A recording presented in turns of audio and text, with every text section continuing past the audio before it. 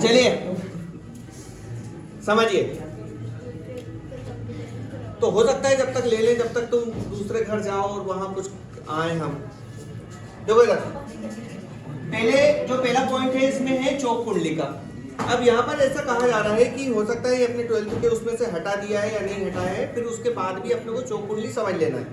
चौक कुंडली बड़ा ही एक सरल सा कॉन्सेप्ट होता है। किस तरीके का कॉन्सेप्ट है कि हमने एक प्रेरण की क्रिया पढ़ी है। उस प्रेरण की क्रिया में ऐसा होता है कि जब हम किसी कुंडली में धारा प्रवाहित करते हैं तो इसमें क्या उत्पन्न हो जाती है, प्रेरित धारा। क्या उत्पन्न हो जाती है? फिर अपन ने पीछे पढ़ के प्रेरण की क्रिया पढ़ी हुई है, उसमें ऐसा लिखा था कि जैसे जब तक हम प्रेरित धारा बहाते हैं तो जो प्रत्यावर्ती धारा बहाते हैं तो इसमें कुंडली में प्रेरित धारा उत्पन्न होती है। तो हमारे पास दो धाराएं हो जाती हैं, एक तो हो जाती है मुख्य धारा और एक हो जाती है कौन सी, प्रेरित धारा। तो जब अपन मुख्य धारा को बहा रहे होते हैं तो मुख्य धारा का मान अधिक और प्रेरित धारा का मान कम। तो वो प्रेरित धारा जो होगी अगर ज्यादा हो जाएगी तो वो प्रेरित धारा मुख्य धारा का विरोध करने लगती है। और जो आपका बल्ब था वो कैसा, मध्य जल रहा था। और जैसे ही आपने मुख्य धारा को हटा लिया तो प्रेरित धारा का मान ज्यादा हो गया और मुख्य धारा का मान कम हो गया। तो वो पूरी मुख्य धारा जो है वो कहां से होकर जाएगी, बल्ब से। तो वो बल्ब थोड़ी देर जलकर क्या हो जा रहा था, बुझ जा रहा था। तो ये हम पहले कर चुके हैं। ये का यही कॉन्सेप्ट कहां पर होता है, चौक कुंडली में होता है ना। अब चौक कुंडली का अपना यूज ये है कि जितने भी हमारे परिपथ होते हैं, अब परिपथ से आप यूं भी समझ लो टीवी, टेप, रेडियो वगैरह है ना, इनमें भी इसका यूज होता ही है। पहले हम सबसे ज्यादा इसका यूज करते थे जो हमारी ट्यूबलाइट हुआ करती थी। अगर किसी के घर में ट्यूबलाइट हो, है ना, आजकल तो क्या है कि जैसे मान लो जो हमारी ट्यूबलाइट है और जो आपके एलईडी बल्ब आ रहे हैं उसको बड़ा अपडेट कर दिया है, लेकिन उसमें भी चौक कुंडली का यूज होता ही है। पहले चौक कुंडली ऐसी लगी होती थी। आपने कभी देखा होगा पुराने जमाने में जो ट्यूबलाइट लगाई जाती थी तो एक तो गोल डंडा हुआ करता था बाहर का, देखा है नहीं देखा, एक गोल डंडा, गोल ट्यूबलाइट अलग हुआ करती थी, उसके पीछे की एक परत वो अलग। तो यहाँ पर एक मोटा सा वो लगा होता है डिब्बे टाइप का, ठीक है, जो क्या हुआ करती थी, चौक कुंडली। क्या होती थी, चौक कुंडली। और यहाँ पर एक गोल गोल डिब्बी जैसा लगा होता था जो होता था स्टार्टर। क्या होता था, स्टार्टर। स्टार्टर करने का, स्टार्टर का वैसे क्या काम रहता है, स्टार्टर जैसे अपन मोटर वगैरह इनमें यूज करते हैं। स्टार्टर का मतलब होता है प्रारंभ करने वाला, शुरू करने वाला। तो हमारी जितने भी मोटर वगैरह होती है, स्टार्टर का एक काम ये भी रहता है कि उसे क्षतिग्रस्त होने से बचाना। क्योंकि जैसे मान लो विद्युत धारा आ रही है तो वो हमेशा एक जैसी तो रहेगी नहीं, कभी मान कम हो रहा है, कभी ज्यादा हो रहा है। तो ऐसी कंडीशन में क्या होता है, स्टार्टर जो आपकी मोटर होती है उसको क्षतिग्रस्त होने से क्या कर लेता है, वो बचा लेता है। यहाँ पर स्टार्टर का क्या काम है, इसको प्रारंभ करना। अब ये स्टार्टर क्या होता है, इसमें एक डिवाइस लगी होती है जो उसको पूरा स्टार्ट करके और इसमें कहां पर धारा भेजता है, वो चौक कुंडली में। और इससे कौन से क्रम में, श्रेणी क्रम में, वो जो ऊपर जो सफेद कलर का डंडा लगा होता था वो श्रेणी क्रम में जुड़ा होता था।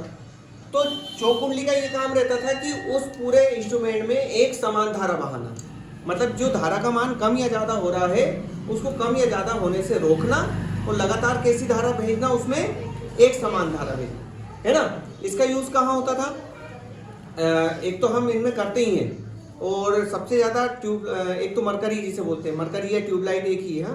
ट्यूबलाइट मतलब ट्यूब समझते हो, ट्यूब का क्या रहता है, ट्यूब का क्या कॉन्सेप्ट है, एक ऐसी परत जो चारों ओर से बेलनाकार हो, है ना, वो भी ट्यूब ही होगा। तो ये जैसे मान लो हमारे पास एलईडी जो आजकल आ रहे हैं, तो एलईडी कैसे आ रहे हैं, एक तो वो बल्ब वाला आ रहा है, एक जिसको वो गाँव में बोला जाता है जलेबी बल्ब, है ना, वो भी एक तरीके से क्या होगा, ट्यूबलाइट ही। हाँ, लैंप वो होता है एलईडी बल्ब जैसा ही होता है ना, लेकिन उसमें किसका यूज किया जाता है, उसके अंदर मरकरी का यूज किया जाता है। मरकरी क्या है, संकेत मरकरी का Hg, उसका यूज किया जाता है, इसलिए उसको मरकरी भी बोल दिया जाता है ना। और आजकल की जो ट्यूबलाइट है इसमें भी इसका यूज होता है, एलईडी में भी इसका यूज होता है। केवल हमें यहाँ पर ये समझना है कि ये किस तरीके से काम करता है। इसका चौक कुंडली का क्या काम रहता है कि जो धारा के मान में बार बार परिवर्तन हो रहा है उसमें लगातार धारा कैसी बहाई जाए, एक समान धारा बहाई जाए। ये हो गया।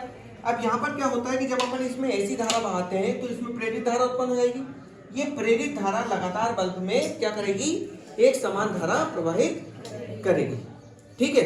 अच्छा, अंग्रेजी में अपने पास शब्द बहुत कम होते हैं। यहाँ पर स्टार्टर तो अपन देखते हैं वो ट्यूबवेल मोटर वगैरह ये चालू करने वाला। आजकल होटलों में भी जाते हैं लोग तो पहले बोलते, वो जो वेटर है वो पूछता है आपसे, सर स्टार्टर में क्या ला दूँ। फर्स्ट टाइम मैं गया तो हमें भी नहीं मालूम कि स्टार्टर क्या होता है। भैया स्टार्टर क्या, वो तो उधर मिलेगा खेत वगैरह पर स्टार्टर, यहाँ का क्या करेंगे। स्टार्टर का मतलब ये, खैर इतने गए गुजरे नहीं है, थोड़ा सा सोचते हैं कि स्टार्टर का क्या मतलब होता है। स्टार्टर का मतलब होता है कि जैसे जो लोग होटल में जाते हैं ना, वो कुछ देर के लिए थोड़े से बैठते हैं वहाँ पर, रेस्ट करते हैं। उस रेस्ट में उनको मुंह चलाना होता है। मुंह चलाने से मतलब कुछ ना कुछ खाते रहें। तो ऐसी कुछ चिप्स वगैरह या आलू चिप्स वगैरह बहुत सारी ऐसी चीज़ें रहती हैं जिसमें वो प्रारंभ में खाते हैं, फिर बाद में 1-1.5 घंटे बाद भोजन करते हैं। कितने घंटे बाद। लेकिन जो लोग गांव से जाते हैं उनके साथ अलग समस्या रहती है।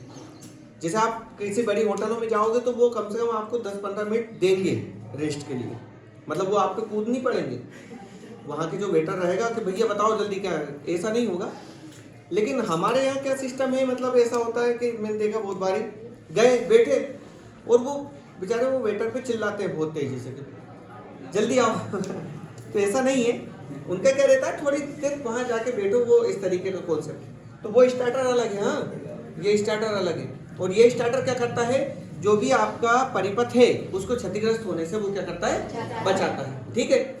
फिर आगे बढ़ते हैं अपन। ये तो हो गई इसकी चौक कुंडली की बात खत्म। अब आता है ट्रांसफार्मर।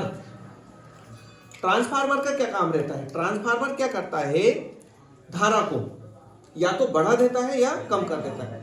अब उदाहरण के तौर पर एक बात समझिए कि चूंकि अगर मान लो किसी चीज को आप दूर से लेकर आ रहे हो, तो आप दूर से लेकर आओगे तो ज्यादा मात्रा में लेकर आओगे। ऐसा तो है नहीं कि कम कम मात्रा में लेकर आओगे।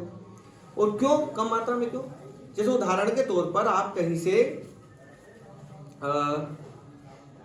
क्या लेकर आते हैं अपन, गैस लेकर आते हैं, डीजल लेकर आते हैं, पेट्रोल लेकर आते हैं, और मान लो पानी अगर आपके घर में खत्म हो जाता है तो टैंकर लेकर आते हैं। ऐसे करते हैं ना।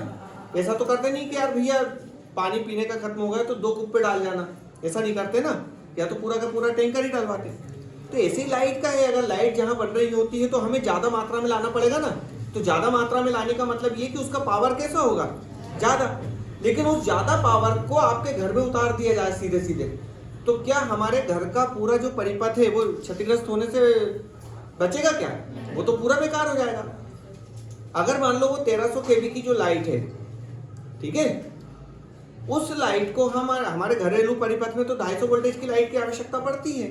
कितने वोल्टेज की, मात्र 250 वोल्टेज की आवश्यकता। और उतनी केवी की लाइट को आप सीधे सीधे, तो क्या किया जाता है, ये ट्रांसफार्मर क्या करते हैं, उस ऊंचाई धारा को, मतलब जो ज्यादा मान है उसको क्या कर देते हैं, कम। ठीक है। कम करते करते करते 2-3 स्टेप में आपके घरों तक लाइट पहुंचा दी जाती है। तो इसमें विशेष भूमिका किसकी होती है, ट्रांसफार्मर। लेकिन ये ट्रांसफार्मर हमेशा जरूरी नहीं है कि धारा के मान को कम करने का ही काम करेंगे। ये ट्रांसफार्मर धारा के मान को बढ़ाने का भी काम करते हैं। तो कौन सा ट्रांसफार्मर कम कर रहा है और कौन सा ट्रांसफार्मर बढ़ा रहा है, ये डिपेंड करता है आपकी कुंडली में फेरों की संख्या पर। अब हमारे पास 2 कुंडली होती है, एक प्राथमिक होती है और एक द्वितीय। आपको ये याद रखना है कि प्राथमिक कुंडली कौन सी होती है, जिसमें सीधी सीधी धारा प्रवाहित की जाए। प्राथमिक कुंडली कौन सी, जिसमें सीधी सीधी धारा प्रवाहित की जाए। द्वितीय कुंडली कौन सी, जिसमें प्रेरित धारा उत्पन्न हो। 2 प्रकार की धारा, 2 प्रकार की कुंडली है ना। तो धारा भी 2 प्रकार की होती है, लेकिन अपन कुंडली की बात कर रहे हैं। तो एक तो प्राथमिक कुंडली और एक द्वितीय कुंडली। प्राथमिक कुंडली कौन सी, जिसमें डायरेक्ट करंट दे दे। द्वितीय कुंडली कौन सी। अब डिपेंड करता है, आप यूं, एक नॉर्मली बात है ये कि अगर प्राथमिक कुंडली में फेरों की संख्या ज्यादा है और द्वितीय कुंडली में फेरों की संख्या कम है, तो यहाँ जो द्वितीय कुंडली में प्रेरित धारा उत्पन्न होगी उसका मान कैसा होगा, कम। तो ये हो गया स्टेप डाउन। कैसा हो गया, स्टेप डाउन, मतलब अपचाई ट्रांसफार्मर। धारा के मान को क्या करेगा, ये कम। यहाँ पर प्राथमिक कुंडली में फेरों की संख्या कम और द्वितीयक कुंडली में फेरों की संख्या ज्यादा। तो ये हो गया स्टेप अप, है ना, मतलब ऊंचाई। ये धारा के मान को क्या करेगा, बढ़ा देगा। ये हो गया। तो ये होता है ऊंचाई और अपचाई ट्रांसफार्मर का अंतर, है ना। इसमें इसकी बनावट अंतर तो खैर ये खास जो अंतर था। और कितने प्रकार के बात करी अपन ने, अपचाई और ऊंचाई। हमें बहुत सारी जगह धारा के मान को बढ़ाना भी होता है। जैसे हम घरों में पहले टीवी के साथ एक स्टेबलाइजर का यूज किया करते थे। तो स्टेबलाइजर के अंदर क्या होता था, ट्रांसफार्मर ही होता था। वो ट्रांसफार्मर क्या करता था, धारा को ज्यादा खींचकर और इधर पास कर दिया करता था। तो वो ट्रांसफार्मर कैसा होगा, फिर ऊंचाई ट्रांसफार्मर। ठीक है। कुछ ट्रांसफार्मर एसी डीसी में भी परिवर्तित करने का काम भी करते हैं। एसी को डीसी में, डीसी को एसी में। हमें दोनों की जरूरत पड़ती है, जिसको हम इन्वर्टर के नाम से जानते हैं, है ना। इन्वर्टर क्या करता है, एसी धारा को डीसी में परिवर्तित करता है, जिसको हम बैटरी में स्टोर कर लेते हैं। ठीक। और उसी बैटरी की डीसी धारा को फिर से इन्वर्टर किस में बदल देता है, एसी में बदल देता है। एसी में बदलने की क्यों जरूरत पड़ती है, क्योंकि हमारे घरेलू जो इंस्ट्रूमेंट लगे होते हैं ऐसे दो टाइप के होते हैं। कुछ इंस्ट्रूमेंट में डीसी धारा की आवश्यकता पड़ती है, कुछ में एसी की। जैसे आपका पंखा और कूलर, इसमें आप डायरेक्ट एसी धारा दे रहे हो, है ना। टीवी में कौन सी धारा देते हैं, एसी धारा देते हैं। लेकिन उसके अंदर एक इंस्ट्रूमेंट लगा रहता है जो एसी को किस में बदल देता है, डीसी में। ऐसे आपका जो मोबाइल चार्जर है वो क्या करता है, एसी को डीसी में, है ना। डायरेक्ट मत लगा देना। जब मोबाइल नए नए आए थे तो बहुत सारे प्रयोग किए गए थे। चार्जर खराब हो गया तो डायरेक्ट लगा दो, पता पड़ा कि मोबाइल भी गया, है ना।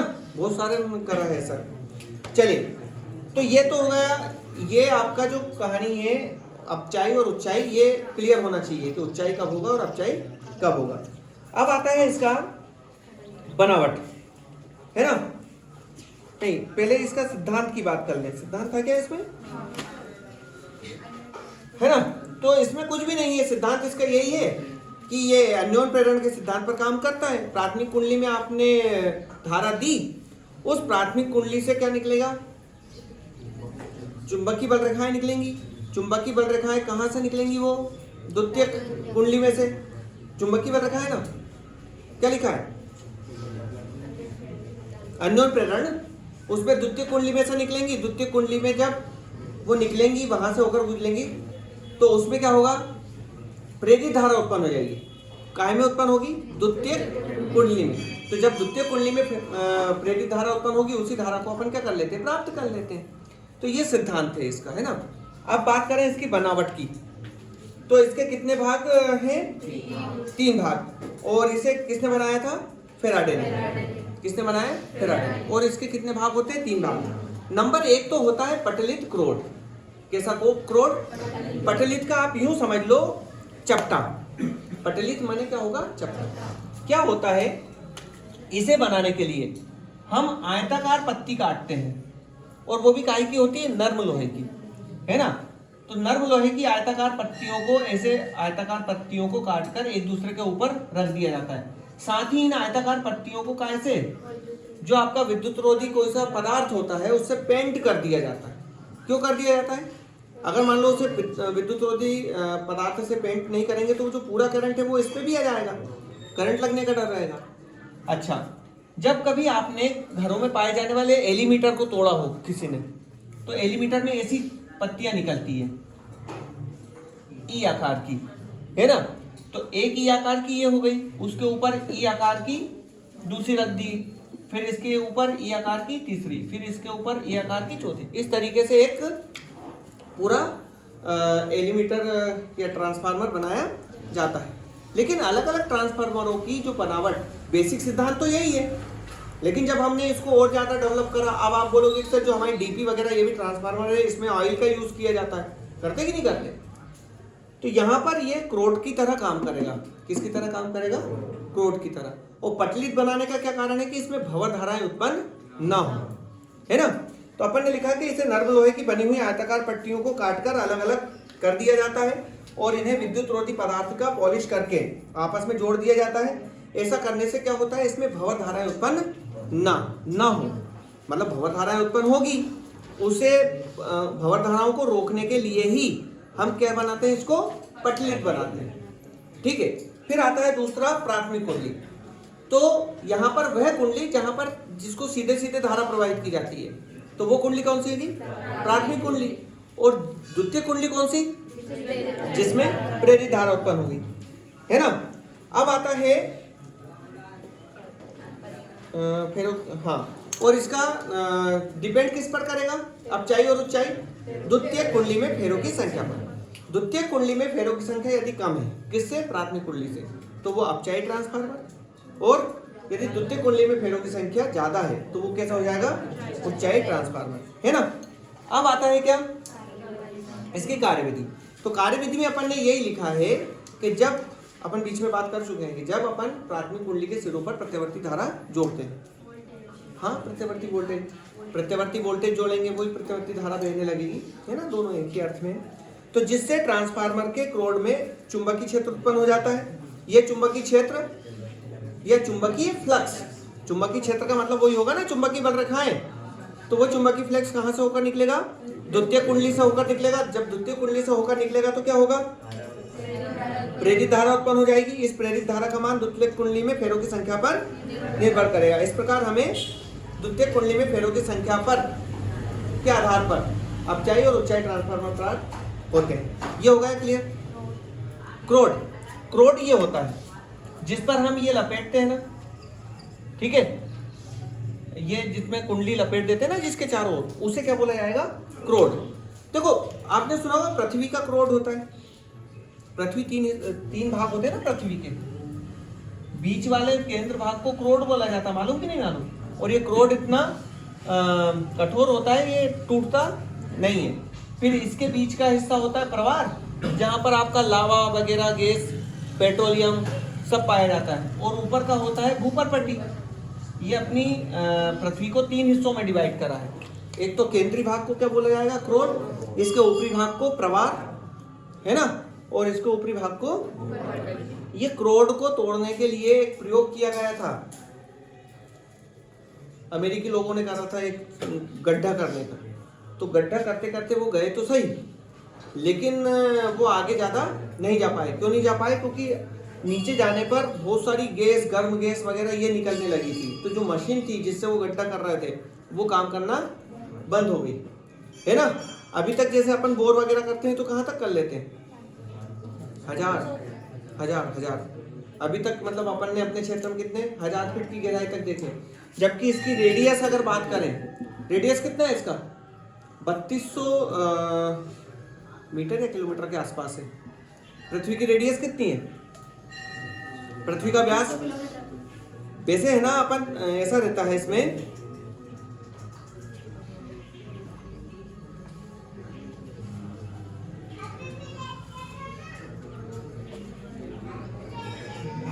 पृथ्वी का व्यास है 12,742 किलोमीटर। तो इसकी रेडियस कितनी होगी? 12,700 कितना? 12,742। तो रेडियस कितनी होगी? इसका आधा कर लो। लेकिन ये अप्रोक्स है। कैसी है ये? क्योंकि पृथ्वी पूरी गोल नहीं है। पृथ्वी गोल अपने को दिखाई देती है। अगर पृथ्वी के समुद्र को, पानी को हटा दिया जाए तो हम इस, है ना, वो कहीं पर गड्ढे मिलेंगे, कहीं पर ज्यादा, मतलब वो क्षेत्र जहां पर पानी पानी भरा हुआ, वहां पर कैसा मिलेगी? पृथ्वी दोने जैसी दिखाई देगी अपने को अगर दूर से देखेंगे तो ये एक अप्रोक्स है, लगभग करके, है ना। और ये कब निकाला जाता है? जब अपन पृथ्वी को गोल मानकर चलें। लेकिन वास्तविकता में पृथ्वी पूरी गोल है नहीं, हाँ, है ना। चलिए अब आता है किसकी बात करें अपन?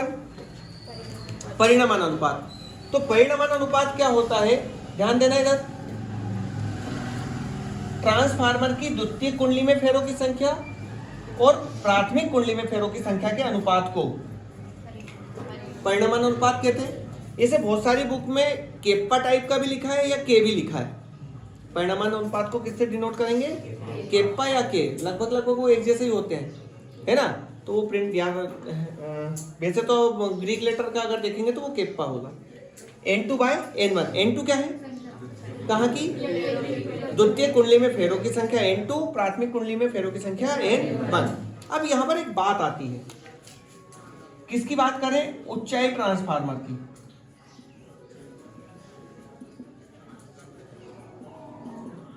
है ना? तो ऊंचाई ट्रांसफार्मर में क्या हो रहा है? N2 में फेरों की संख्या कैसी है? ज्यादा, और इसमें कैसी है? कम।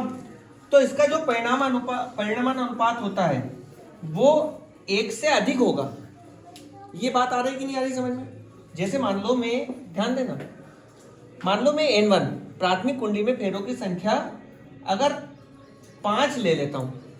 क्या ले लेता हूं? मतलब वैसे तो बहुत सारी होती है, लेकिन ये केवल समझने के लिए कर रहे हैं अपन कि प्राथमिक कुंडली में फेरों की संख्या अगर 5 ली और द्वितीय कुंडली में फेरों की संख्या कितनी बता रहा हूं मैं? 5 से अधिक। तो 5 से अधिक 5.5 होगी क्या? फेरों की संख्या 1 2 3 ऐसे ही बढ़ेगी, 1.25 1.5 आधा ऐसे नहीं बढ़ेगी, है ना? आ रहा समझ में? तो यहाँ पर कितनी लेना पड़ेगी? 6। तो मुझे बताओ कि अगर 5 से 6 में डिवाइड करेंगे तो 1.2 आ रहा है कि नहीं आ रहा? मतलब ऊंचाई ट्रांसफार्मर में जो परिणामान अनुपात मिलेगा आपको 1 से अधिक मिलेगा। ये कॉन्सेप्ट आ गया समझ में?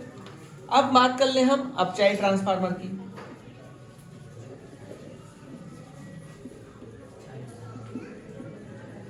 अपचाई ट्रांसफार्मर में जो परिणामान अनुपात होता है इनका, वो कैसा होता है? 1 से कम। कैसा होता है? 1 से कम कैसे? कि यहां पर हम बोल रहे हैं अपचाई ट्रांसफार्मर में कि द्वितीय कुंडली में फेरों की संख्या कम, मान लो 5 ले लिया आपने, है ना? और यहां कितनी लेना पड़ेगी अपने? बता, 6 लेना पड़ेगी। 6 लेना पड़ेगी। अरे द्वितीय कुंडली में फेरों की संख्या ज्यादा और प्राथमिक कुंडली में फेरों की संख्या, उल्टा बोल गए, द्वितीय कुंडली में फेरों की संख्या कम और प्राथमिक कुंडली में फेरों की संख्या अधिक। तो मुझे बताओ यहाँ पर 5 लिया तो यहाँ 6, मतलब अपने एक एक का अंतर ही बता रहा है। तो यहाँ पर बताओ कितना होगा? 8 आएगा ना? तो 1 से कम हो रही कि नहीं हो रही? तो मतलब ये कॉन्सेप्ट आया कि नहीं आया समझ में कि ऊंचाई ट्रांसफार्मर में का जो परिणामान अनुपात होता है 1 से अधिक होता है और अपचाई ट्रांसफार्मर का जो परिणामान अनुपात होता है वो 1 से कम होता है। ये आ गया? इसमें कोई डाउट? माइनस नहीं, माइनस तो तब होगा ना जब फेरों की संख्या माइनस लोगे। फेरों की संख्या माइनस तो होगी नहीं, 0 से कम जानी नहीं है। अपन कहीं बोल पाएंगे कि नहीं भैया हमने -5 फेरे लगा लिए यहाँ पर, ऐसा नहीं बोल पाएंगे। तो 0 से मतलब 1 से कम होगा, है ना? तो या तो यूं बोल सकते हैं कि 0 से 1 के बीच में। 0 भी नहीं होगा, हो सकता है 0। बताओ कैसे हो सकता है? 0 तो एक ही कंडीशन में, कब? जब ऊपर वाली कुंडली क्या हो जाए? द्वितीय कुंडली में फेरों की संख्या कुछ हो ही नहीं। कौन सी कुंडली में? N2 में। मतलब N2 की वैल्यू 0 हो, नीचे कुछ भी हो तो 0 आएगा। और यदि सुनो N2 में कुंडली की संख्या कुछ और ली और यहां पर अपन ने 0 ले लिया तो ये तो अपरिभाषित हो गया ना, ठीक है ना? प्राथमिक यहां पर ऐसे भी अपरिभाषित होगा कि प्राथमिक कुंडली ही नहीं है अपने पास, 0 का मतलब तो ये, तो यहां पर ये उसका काम करेगा क्या ट्रांसफार्मर की तरह? नहीं करेगा ना। तो ये 1 से ज्यादा और 1 से कम वाला कॉन्सेप्ट आया समझ में, है ना? अब बढ़ते हैं, इसमें क्या पाए जाते हैं? हानि, है ना? हानि की बात करें तो नंबर 1 पर बात करते हैं हम ताम्र हानि। ताम्र क्या होता है? तांबा, कॉपर। जो हम फेरे बना रहे हैं, कुंडली के जो फेरे बना रहे हैं वो काय के हैं? तांबे के हैं। जब हम तांबे के तार में धारा प्रवाहित करते हैं तो उसमें विद्युत ऊर्जा का कुछ भाग तांबे के प्रतिरोध के कारण किस में बदल जाएगा? ऊष्मीय ऊर्जा में। हमने ऊर्जा संरक्षण का नियम पढ़ा है, ऊर्जा ना उत्पन्न होती है ना नष्ट होती है, इसके केवल एक भाग को दूसरे भाग में। तो हम क्या कर रहे हैं? उसे विद्युत ऊर्जा दे रहे हैं। विद्युत ऊर्जा जब हम तांबे के तार में बहा रहे हैं तो तांबे का क्या प्रतिरोध होगा? उस प्रतिरोध के कारण उस प्रत्यावर्ती धारा का कुछ भाग किस में बदल जाएगा? ऊष्मीय ऊर्जा में बदल जाएगा। मतलब गर्म हो रहा है कि नहीं हो रहा? तो हमें तो ऊष्मा की तो जरूरत नहीं है, तो वो तो व्यर्थ जा रहा है ना वहां पर। अरे व्यर्थ गया कि नहीं गया? तो उसे हानि ही बोलेंगे ना। जहां पर अतिरिक्त चला जाए उसे क्या बोलेंगे? हानि। तो इसको क्या बोला जाएगा? ताम्र हानि। और इससे बचने के लिए हम तांबे के तार को आवश्यकता अनुसार मोटा या पतला ले लेते हैं। है ना। जैसे मान लो आपके उसमें गेज चलते हैं, जो मोटर बाइंडिंग का काम करते हैं ना, उसमें गेज आता है एक, उनके पास एक मापक होता है ऐसे गोल डिस्क टाइप का। तो उसमें वो क्या करते हैं, वो तार को रख के रख लेते हैं, देख लेते हैं, और उन्हें पता रहता है कि भैया 10 की मोटर है और ऐसा, ये तो आप समझते होंगे, है ना, 3 की मोटर है, पंखे की है, और ये ऐसा, तो कौन सा तार यूज उसमें होना है। तो उसमें वो तार रख कर देख लेते हैं, और फिर जब आप काम करते हो तो वो ऑटोमेटिकली समझ में आ ही जाता है ना। तो उनको पता रहता है कि इसमें कितनी मोटाई का तार हमें यूज करना है।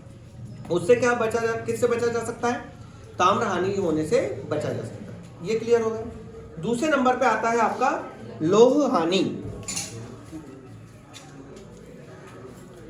जो हम ट्रांसफार्मर में जो क्रोड बना रहे हैं उसमें नर्म लोहा यूज कर रहे हैं, है ना। जब हम कुंडली में धारा प्रवाहित करते हैं तो बहुत सारा जो चुंबकीय फ्लक्स इसके क्रोड से टकराता है, उस क्रोड में भंवर धाराएं उत्पन्न हो जाती है ना।